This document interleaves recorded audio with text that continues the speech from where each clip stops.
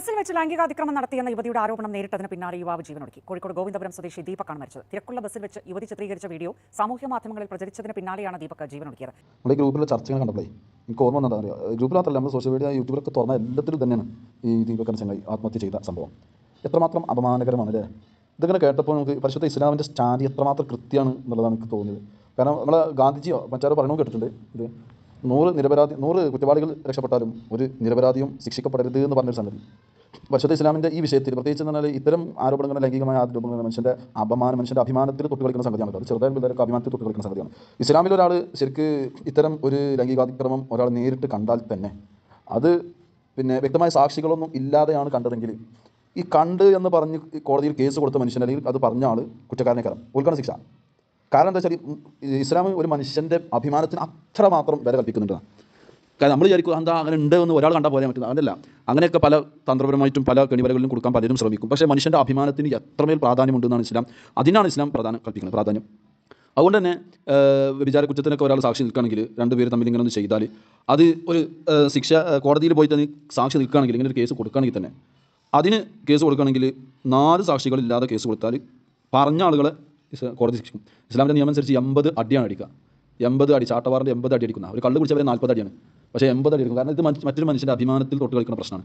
അതുകൊണ്ട് തന്നെ വ്യക്തമായി 2 പേര് ഇത്തരം അനാശ്വാസ പ്രവണതകൾ കൃത്യമായി നടത്തുന്നതായിട്ട് ശരിക്കും, അതായത് വ്യഭിചാരം കൃത്യമായിട്ട് തന്നെ ശരിക്കും പൂർണ്ണമായി ഇതിൻ്റെ രൂപത്തിൽ കണ്ടാൽ ആ കണ്ടത് 4 ആളെങ്കിലും ദൃക്സാക്ഷികളായിട്ട് കാണണം. എങ്കിലേ അത് കോടതിയിൽ ഒരു കേസായിട്ട് തന്നെ ഫയൽ ചെയ്യാൻ പറ്റുള്ളൂ. അങ്ങനെ അതും വീഡിയോ ഒന്നും പറ്റില്ല, അത് ദൃക്സാക്ഷിയായിട്ട് തന്നെ പറ്റും. പിന്നെ AI കാലത്ത് ഏത് ആളെ ഫോട്ടോ വെച്ചിട്ട് എന്ത് വീഡിയോ ഉണ്ടാക്കാൻ പറ്റും. അതുകൊണ്ട് തന്നെ ഇസ്ലാമിക കോടതിയിൽ നേർക്ക് ദൃക്സാക്ഷികളായിട്ട് വിശ്വസിക്കാൻ പറ്റുന്ന 4 ആൾ, സമൂഹത്തിൻ്റെ വിശ്വസ്തതക്ക് പറ്റുന്ന 4 ആളുകൾ സാക്ഷി നിന്നാൽ മാത്രമേ ഇസ്ലാമിൽ ഇങ്ങനെ ഒരു ഇത് സ്ഥിരപ്പെടുള്ളൂ. അല്ലാത്ത പക്ഷേ 3 ആൾക്കാർ വിശ്വസിക്കാൻ പറ്റുന്ന ആളാണ്, 3 ആൾക്കാർ വന്ന് സാക്ഷി ചെയ്യുന്നു, ഇങ്ങനെ കേസ് ഫയൽ ചെയ്താലും ഈ 3 ആളുകളെയും 80 അടി വീതം അടിക്കുന്ന. കാരണം ഇസ്ലാമിൽ ഏറ്റവും വലിയ ഇമ്പോർട്ടൻറ്റ് നൽകുന്നത് മനുഷ്യൻ്റെ അഭിമാനത്തിന് ഇത്ര മാത്രം ഇമ്പോർട്ടൻറ്റ് നൽകുന്നുണ്ട്.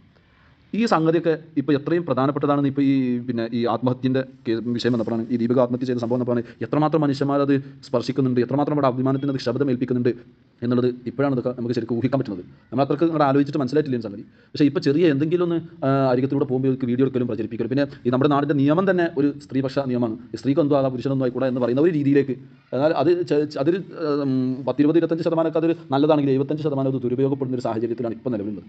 അപ്പോൾ എന്നിട്ട് അത് വെച്ചിട്ട് ആ മനുഷ്യനെ അല്ലെങ്കിൽ ഏതെങ്കിലും ഒരു പണി എന്തെങ്കിലും ഒന്ന് പറഞ്ഞാൽ പിന്നെ തുടങ്ങി ഈ മനുഷ്യനെ കുറിച്ച് ലോകത്തുള്ള മുഴുവൻ ആളുകൾ, ചാനലുകൾ മുഴുവൻ, മനുഷ്യന്മാരെ മുഴുവൻ അവരുടെ അഭിമാനത്തിൻ്റെ കൈവച്ചിട്ട് അവരുടെ സമൂഹത്തിൽ ഇല്ലാതാക്കുന്ന അവസ്ഥ.